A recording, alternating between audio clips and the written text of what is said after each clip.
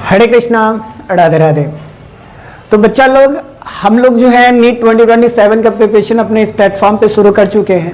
अगर तुम भी आना चाहते हो तो हमारे प्लेटफॉर्म बुक प्लस एकेडमी पर आ सकते हो। इसके अलावा हमारे बुक प्लस एकेडमी ऐप को आप डाउनलोड कर सकते हो। अब देखो, हम लोग जो पढ़ रहे हैं वो मूविंग चार्ज एंड मैग्नेटिज्म को पढ़ रहे हैं, और ये जो चैप्टर है वन शॉट वीडियोस नहीं है, बल्कि आपका क्या पार्ट वाइज है। हर पार्ट में एक नया टॉपिक रहेगा, उससे रिलेटेड नीट 2027 का क्वेश्चन रहेगा, साथ में तुम्हारा जेई का क्वेश्चन रहेगा, ठीक है ना। तो अगर तुम एक सीक्वेंस वाइज में पढ़ना चाहते हो, कॉन्सेप्ट के साथ पढ़ना चाहते हो, वन शॉट वीडियोस नहीं देखना चाहते हो, तो तुम्हारे लिए वीडियोस है। बस 15 से 20 मिनट में पूरे टॉपिक्स को क्या कर लेते हैं, हम लोग कवर कर लेते हैं, ठीक है ना। चल, आज का जो बेसिक टॉपिक है ना, वो बेसिक टॉपिक के बारे में हम लोग पढ़ने वाले हैं। जो तुम्हारा टॉपिक है motion in a magnetic field, ठीक है। Motion in a magnetic field, यानी कहने का मतलब तुम्हारा कि ये जो कुछ भी तुम्हारा तैयारियां चल रही है वो एनसीईआरटी ओरिएंटेशन बेस्ड है। एनसीईआरटी का हर एक टॉपिक, हर एक क्वेश्चन, यहां तक चाहे वो इन टेक्स्ट क्वेश्चन हो, एक्सरसाइज क्वेश्चन हो या कुछ भी क्वेश्चन हो, जब हम लोग एनसीईआरटी के क्वेश्चन को समझ लेंगे ना, कर लेंगे, उसके बाद हम लोग नीट के क्वेश्चन पर और जेईई क्वेश्चन पे मूव करेंगे, ठीक है ना। तो सबसे पहले हम लोग समझते हैं कि कॉन्सेप्ट आखिरकार है क्या। ये कॉन्सेप्ट क्या है? Motion in a magnetic field है। मोशन इन मैग्नेटिक फील्ड कहने का मतलब, कि तू देख यहाँ पे कि ये जो पूरा चैप्टर है ना, इसमें ये बताया जा रहा है कि कोई चार्ज पार्टिकल अगर मैग्नेटिक फील्ड के प्रेजेंट में मूव करता है, मोशन करता है, देन क्या होता है? क्या मैग्नेटिक फोर्स प्रोड्यूस होता है, क्या मैग्नेटिक फोर्स चेंज होता है, या कुछ और होता है, ठीक है ना। तो इस टॉपिक में ये बताया गया तुम्हारा कि motion in a magnetic field. Suppose कर कि एक यूनिफॉर्म मैग्नेटिक फील्ड ले लेते हैं, ठीक है। तो ये क्या है तुम्हारा, इस तरीका से मान लिए कि एक सेक्शन है और ये क्या है तुम्हारा, अंदर में यूनिफॉर्म मैग्नेटिक फील्ड है। क्या है तुम्हारा? यूनिफॉर्म मैग्नेटिक फील्ड है, ठीक है। तो ये यूनिफॉर्म मैग्नेटिक फील्ड, और यूनिफॉर्म मैग्नेटिक फील्ड को इंडिकेट कर लेते हैं कि ये जो दिया गया है ना तुम्हारा क्रॉस लाइन, ये क्रॉस लाइन ये इंडिकेट कर रहा है कि ये क्या है तुम्हारा, मैग्नेटिक फील्ड है। अब इस मैग्नेटिक फील्ड में क्या किया गया है तुम्हारा, कोई चार्ज पार्टिकल्स है। क्या है तुम्हारा, मान लेते हैं कि कोई चार्ज पार्टिकल है, ये चार्ज पार्टिकल मोशन करना स्टार्ट किया। क्या करना स्टार्ट किया? मोशन करना स्टार्ट किया। तो देख, जब कोई भी charge particle external magnetic field में मूव करता है, तो मूव करेगा तो इसके पास वेलोसिटी होगा, क्लियर ना। क्योंकि जब कोई भी चार्ज पार्टिकल मूव करता है तो उसके पास क्या होता है? वेलोसिटी होता है। और चार्ज पार्टिकल है तो उसको समथिंग क्या होगा, उसके पास तो मास होगा। मास बहुत कम होगा लेकिन मास तो होगा, ठीक है। तो चार्ज पार्टिकल को इंडिकेट किससे कर रहे हैं? क्यू से चार्ज पार्टिकल को इंडिकेट कर रहे हैं। और चार्ज पार्टिकल जब मूव करना स्टार्ट किया ना इन मैग्नेटिक फील्ड, तो इसका वेलोसिटी क्या है तुम्हारा? v वेलोसिटी है, ठीक है। और इसका मास हम लोग मान लेते हैं क्या? मास m है। तो चार्ज पार्टिकल का जो मास है वो क्या है तुम्हारा? m चार्ज पार्टिकल का मास है। यहां पे चार्ज कितना? q है, प्लस q ले लिए, और वेलोसिटी कितना है तुम्हारा? v है।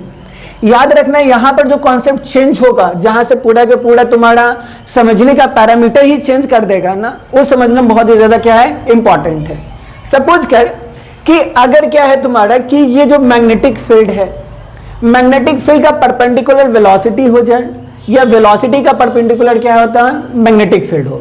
यानी कहने का मतलब कि ये जो मैग्नेटिक फील्ड है ना, वो मैग्नेटिक फील्ड किसका परपेंडिकुलर है तुम्हारा? वेलोसिटी का परपेंडिकुलर है। तो याद रखना, जब कोई भी मैग्नेटिक फील्ड वेलोसिटी का परपेंडिकुलर हो जाता है, यानी वेलोसिटी मैग्नेटिक फील्ड का परपेंडिकुलर हो जाता है ना, तो इस कंडीशन में जो चार्ज पार्टिकल होगा ना, वो सर्कुलर फॉर्मेट में क्या करेगा तुम्हारा? घूमेगा। कंडीशन याद रखना, यानी जब कोई भी चार्ज पार्टिकल, ठीक है, वेलोसिटी जो चार्ज पार्टिकल का है एक्सटर्नल मैग्नेटिक फील्ड में, वो मैग्नेटिक फील्ड का परपेंडिकुलर है, ठीक है ना। यानी कितने एंगल पर तुम्हारा? 90 डिग्री के एंगल्स पर। तो जब ऐसा केस बनता है ना, तो जो चार्ज पार्टिकल होते हैं ना, वो स्ट्रेट लाइन में मूव नहीं करते हैं, बल्कि वो क्या होता है? सर्कुलर डायरेक्शन में मूव करना स्टार्ट करता है, ठीक है ना। तो सपोज करके ये तुम्हारा क्या था? यूनिफॉर्म मैग्नेटिक फील्ड था, और इसमें जो है तुम्हारा कि मैग्नेटिक फील्ड क्या है तुम्हारा? वेलोसिटी का परपेंडिकुलर है, या वेलोसिटी मैग्नेटिक फील्ड का क्या है तुम्हारा? परपेंडिकुलर है ना। तो ये जो चार्ज पार्टिकल था ना, वो सर्कल में क्या करना स्टार्ट किया तुम्हारा? घूमना स्टार्ट कर दिया। किसमें स्टार्ट कर दिया तुम्हारा? घूमना।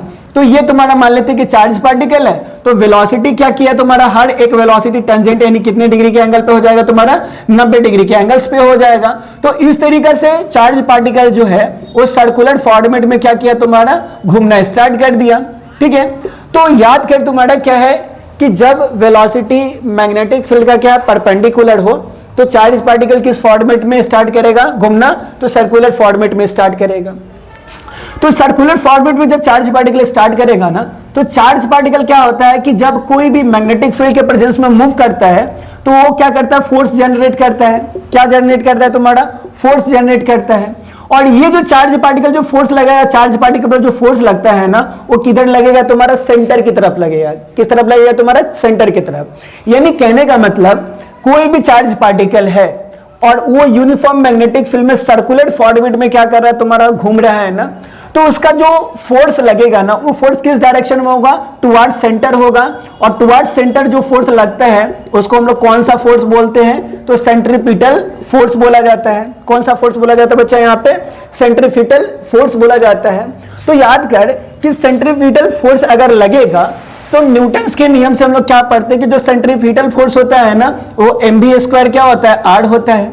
ठीक है, यानी सेंटर की तरफ लगने वाला फोर्स जब तुम्हारे पास क्या हो, रेडियस हो, तुम्हारे पास मास हो और वेलोसिटी हो, तो सेंट्रीपिटल फोर्स जो होता है ना सर्कुलर फॉर्मेट में जो लगता है तुम्हारा, वो क्या हो जाता है तुम्हारा, mv²/r हो जाता है। चल ठीक है, तो सेंट्रीपिटल फोर्स कितना लग रहा है तुम्हारा यहाँ पे, mv²/r इन डायरेक्शन ऑफ तुम्हारा क्या, सेंटर। सेकेंड चीज क्या होता है कि पिछली क्लास में हम लोग क्या पढ़े थे कि जब कोई भी charge particle uniform magnetic field में क्या करता है तुम्हारा, मूव करता है, तो उस पर जो मैग्नेटिक फोर्स जो लगता है ना, वो Q क्रॉस B और क्रॉस क्या होगा तुम्हारा, B होता है। ये तो पढ़े थे।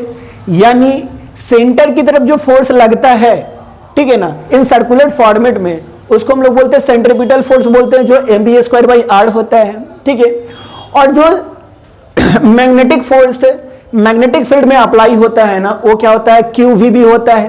ठीक है, तो ये तुम्हारा क्या है, यहाँ पे मैग्नेटिक फोर्स है।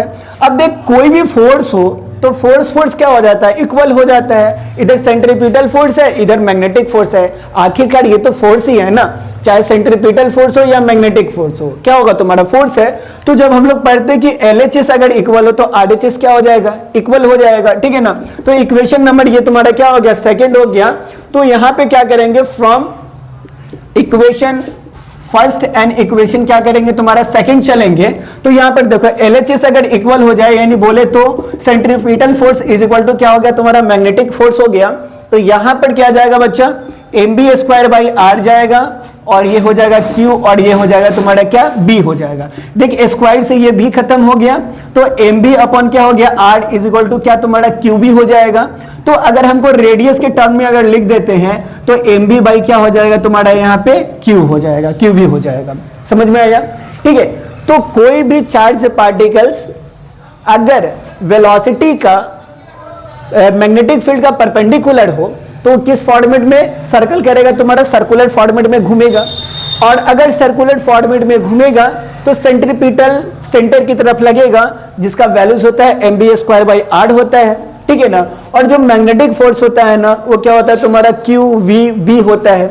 और कोई भी फोर्स है लेफ्ट हैंड साइड अगर इक्वल हो जाए तो राइट हैंड साइड क्या हो जाता है, इक्वल हो जाता है। देन तुम्हारा रेडियस कितना आ जाएगा तुम्हारा, mv/QB आ जाएगा। बात समझ में आया। तो ऐसे तुम्हारा क्या करना है, रेडियस के फॉर्मेट में याद रखना है। और ये जो फॉर्मूलाज है ना, इसको भूलना मत।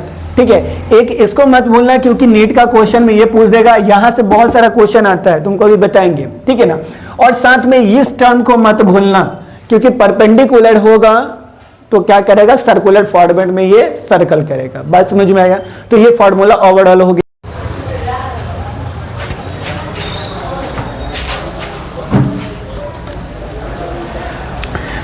चलो जी, तो हम लोग क्वेश्चन कर रहे थे आपने क्या कि ये आपका एनसीईआरटी का क्वेश्चन है। ठीक है ना, आप जाओगे एनसीईआरटी पर तो पेज नंबर आप देख लेना। ठीक है, ये आपका moving charge and magnetic field का एग्जांपल नंबर 4.3 को तुमको हम समझाने का प्रयास कर रहे हैं, फिर एक्सरसाइज क्वेश्चन को करेंगे। ठीक है ना, अब क्या है ना तुम्हारा कि यहाँ पे बोल रहा है कि एक सर्कल में ये जो इलेक्ट्रॉन है ना, वो सर्कुलर फॉर्मेट में क्या कर रहा है तुम्हारा, नच रहा है। तो देख इलेक्ट्रॉन का जो चार्ज होगा वो 6.02 × 10⁻³ कितना होगा, -19 कूलम होगा। और बोल रहा है कि ये जो इलेक्ट्रॉन है ना, वो वेलोसिटी इसके पास में दिया गया है तुम्हारा 3 × 10⁷ मीटर पर सेकंड से ये क्या कर रहा है तुम्हारा सर्कल कर रहा है, ठीक है ना। और जो मैग्नेटिक फील्ड है ना, वो मैग्नेटिक फील्ड का वैल्यू दे रखा है तुम्हारा 6 × 10⁻⁴ टेस्ला दे रखा है, ठीक है। तो तुमको कैलकुलेट करना है कि रेडियस इसका वैल्यूज क्या होगा, ठीक है। सेकंड तुम्हारा रेडियस जब वैल्यू हो जाएगा तो तुमसे पूछ रहा है कि what is the frequency of तुम्हारा क्या इलेक्ट्रॉन। तो क्वेश्चन क्या पूछा गया है, एक तो पूछा गया क्वेश्चन तुमसे क्या कि रेडियस फाइंड आउट करना है, दूसरा क्वेश्चन क्या फाइंड आउट करना है तुम्हारा फ्रीक्वेंसी फाइंड आउट करना है, ठीक है ना। तो यहां पर देख कि रेडियस का फॉर्मूला क्या है mb/qb, तो यहाँ पे r बराबर mb अपॉन क्या लगाओगे तुम्हारा qb लगाओगे। तो देखो m का जो वैल्यू है मास ऑफ इलेक्ट्रॉन की अगर बात किया जाए तुम्हारे यहाँ पे, तो मास ऑफ इलेक्ट्रॉन कितना होता है 9.1 10⁻³ होता है। और वेलोसिटी की बात करते हैं तुम्हारा तो 3 × 10⁷ और अपॉन में क्या है तुम्हारा q यानी बोले तो चार्ज, और चार्ज कितना 1.602 और 10⁻⁻ कितना तुम्हारा -19। और देख तुम्हारा यहाँ पे कि मैग्नेटिक फील्ड का वैल्यूज कितना दे रखा है 6 × 10⁻⁴ कितना तुम्हारा -4। अब देखिए यहाँ पे फास्ट कैलकुलेशन करते हैं, 9.1 को 9 लिख लेते हैं और 31 में से 7 गया तुम्हारा, तो यहाँ पर कितना आ जाएगा बच्चा 24 आ जाएगा। और 1.6 है तुम्हारा तो 1.6 × 6 और ये कितना हो जाएगा -23, ठीक है ना, बात समझ में आया।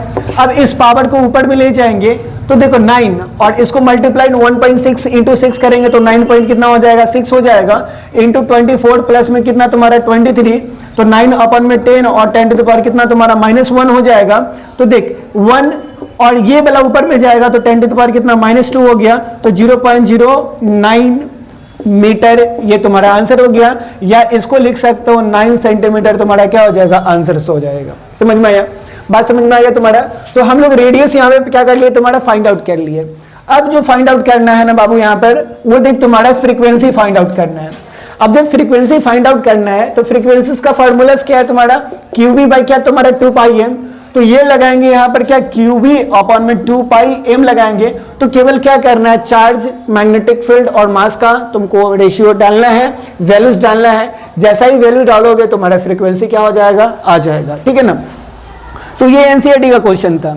अब तुमको हम ले चलते हैं क्या नीट के क्वेश्चन पर ले चलते हैं। और नीट का जो क्वेश्चन है ना वो बहुत ही सुंदर क्वेश्चन है, ठीक है ना। तुम अगर उसको बना लेते हो तो आई थिंक तुम अपने अंडरस्टैंडिंग को डेवलप कर चुके हो, तुम क्वेश्चन को कर सकते हो। समझ में बात, समझे बच्चा जी। चल देखे यहां पे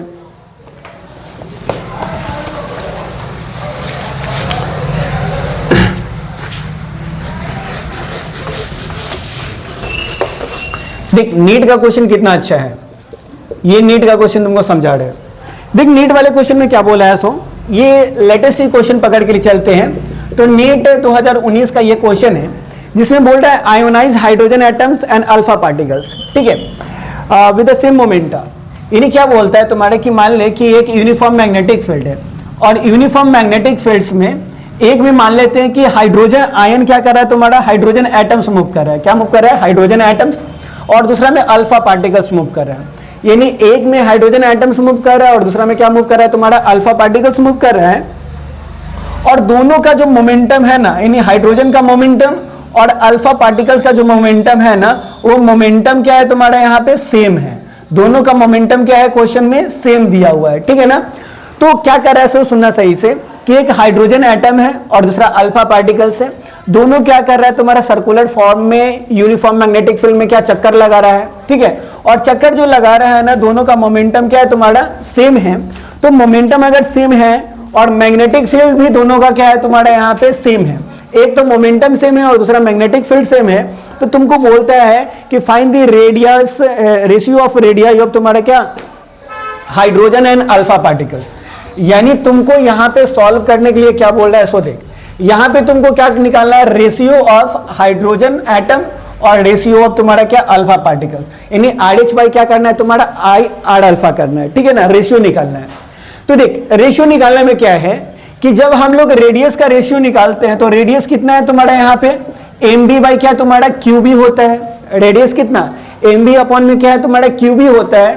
और ये जो mb जो है ना, ये किसको इंडिकेट करता है? तुम्हारा मोमेंटम को इंडिकेट करता है। किसको इंडिकेट कर रहा है? मोमेंटम को इंडिकेट कर रहा है। तो अगर मान लेते हैं कि फोर हाइड्रोजन के लिए लेते हैं, किसके लिए लेते हैं? तुम्हारा फोर हाइड्रोजन, तो RH is equal to mb by क्या हो जाएगा? तुम्हारा हाइड्रोजन, और QB हो जाएगा तुम्हारा यहाँ पे। अब देख, यहाँ पे मोमेंटम भी सेम है और मैग्नेटिक फील्ड भी क्या है? तुम्हारा सेम है।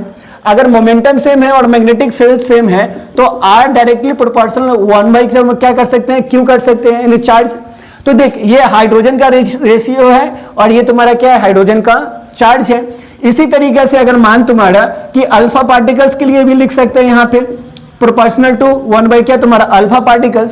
अब ये दोनों का अगर रेशियो निकाला जाए तो RH बाई क्या हो जाएगा? तुम्हारा R अल्फा, और ये Q ऊपर में चल जाएगा, Q अल्फा, ऊपर में Q क्या हो गया? तुम्हारा हाइड्रोजन एटम्स हो गया। ठीक है, अब यहां से देख बच्चा कि ये जो है ना तुम्हारा चार्ज ऑफ अल्फा पार्टिकल्स, याद करना तुम्हारा चार्ज ऑफ अल्फा पार्टिकल्स जो होता है ना, वो प्रोटॉन के चार्ज से 4 गुना होता है। प्रोटॉन के चार्ज से कितना होता है? 4 गुना होता है। तो एक प्रोटॉन का जो चार्ज है 1.602 और 10 टू द पावर कितना तुम्हारा? -4 होता है। और हाइड्रोजन आयन, हाइड्रोजन एटम, क्योंकि हाइड्रोजन के अंदर में कितना इलेक्ट्रॉन है? कितना प्रोटॉन है तुम्हारा? एक प्रोटॉन है। हाइड्रोजन के अंदर में कितना प्रोटॉन? 1 है, क्योंकि इसका हाइड्रोजन एटम के एटॉमिक नंबर कितना होता है? 1। जितना एटॉमिक नंबर होता है उतना इलेक्ट्रॉन का नंबर उतना ही क्या होता है? तुम्हारा प्रोटॉन्स का नंबर होता है तुम्हारा यहाँ पे। तो ये तुम्हारा है तो 0.602 और 10 टू द पावर कितना है? -19 हो गया। तो ये से ये कैंसिल आउट हो गया, तो 4/1 इज इक्वल टू 4 रेशियो 1, यानी RH बाई R अल्फा की अगर बात करते हैं तो रेशियो कितना आ जाएगा तुम्हारा? 4:1 आ जाएगा। समझ में ये बात? तो ऐसे करके हम लोग क्वेश्चन कर सकते हैं। और याद रखना, ज्यादातर जो क्वेश्चन तुमसे पूछा जाएगा ना, वो मोमेंटम के फॉर्मेट में ही क्वेश्चन तुमसे पूछा जाएगा। एक तो मोमेंटम के फॉर्मेट में पूछ देगा, दूसरा क्वेश्चन पूछ देगा तुम्हारा एनर्जी के फॉर्मेट में पूछ देगा। बात समझ में आया?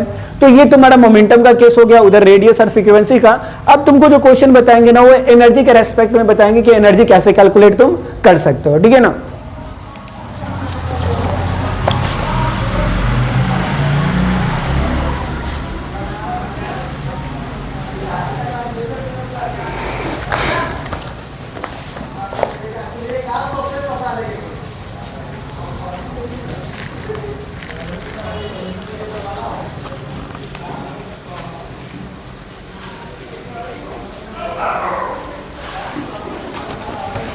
चलिए आगे।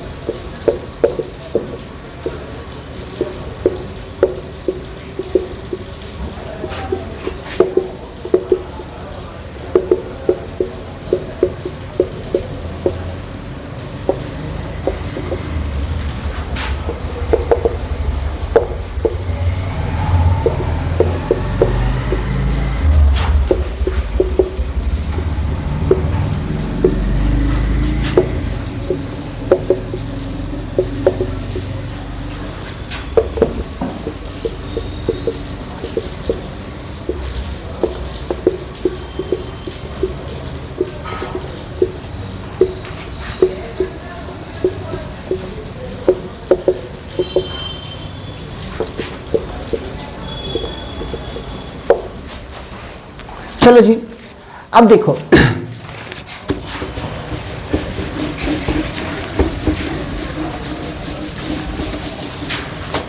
चल देखिए यहां पे ये क्वेश्चन जो है ना तुम्हारा मेंस क्या है, तुम्हारा 2012 का क्वेश्चन है।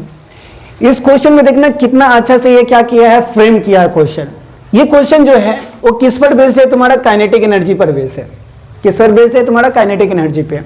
कहता है कि proton carry 1 mega electron kinetic energy, यानी एक प्रोटॉन का काइनेटिक एनर्जी कितना है तुम्हारा 1 मेगा इलेक्ट्रॉन है।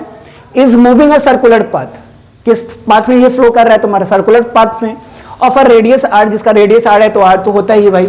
Uniform magnetic field, what should be the energy of alpha particles, यानी क्या पूछ रहे हैं, what should be energy of alpha particles to describe a circle of the same radius in the same field.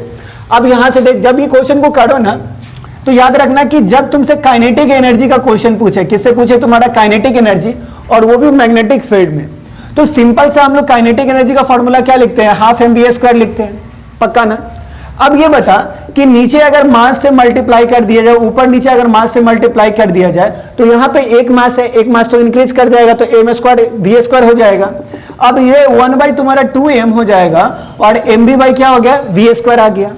तो यहां पर ये जो है तुम्हारा एक किसके फॉर्मेट में तुम्हारा लिख दिए, मोमेंटम के फॉर्मेट में लिख दिया। किसके फॉर्मेट में लिखा गया है तुम्हारा, मोमेंटम के फॉर्मेट में लिखा गया है। कहते हैं what should be the energy of a particle describe a circle same radius in the same field, same radius in the same field. Radius क्या है, सेम है, रेडियस क्या दिया हुआ है तुम्हारा, सेम दिया हुआ है। तो तुमसे पूछ रहा है तुम्हारा कि what is the values of तुम्हारा क्या यहां पे काइनेटिक एनर्जी। तो देख यहां पे आर बराबर हम लोग क्या पढ़ते हैं, mv/qb पढ़ते हैं, क्या पढ़ते हैं ना, ठीक है ना। तो यहां पर देख mv बराबर हम लोग क्या लिख सकते हैं, qbr लिख सकते हैं कि नहीं लिख सकते हैं, तो पक्का लिख सकते हैं। तो ये जो mv का वैल्यू qb आ रहा है ना, यहां पे हम लोग क्या करेंगे, पुट करेंगे। तो इसमें वैल्यू पुट करेंगे तो 1/2m हो गया, और यहां पे क्या होगा, qbr इसका स्क्वायर हो गया। समझ में आया बात। अब देख कि मैग्नेटिक फील्ड दोनों के लिए क्या है, सेम है। मैग्नेटिक फील्ड दोनों के लिए क्या है तुम्हारा, सेम है।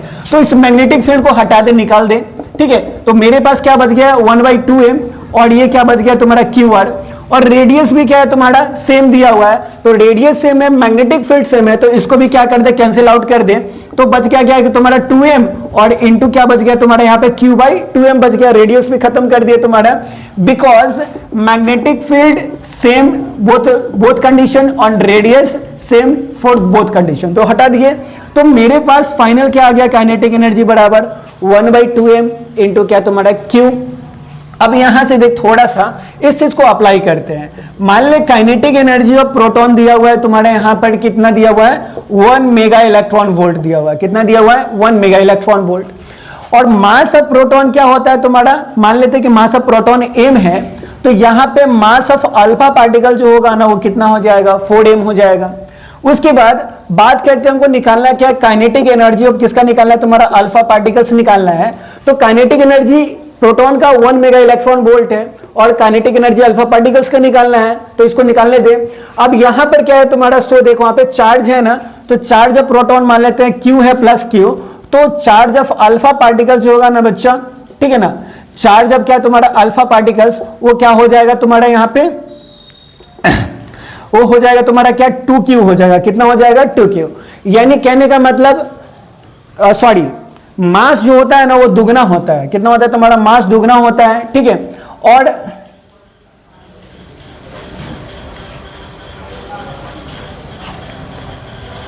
सॉरी, ठीक है, मास 4 गुना होता है, और चार्ज कितना होता है तुम्हारा, 2 गुना होता है, ठीक है ना। तो ये हो गया।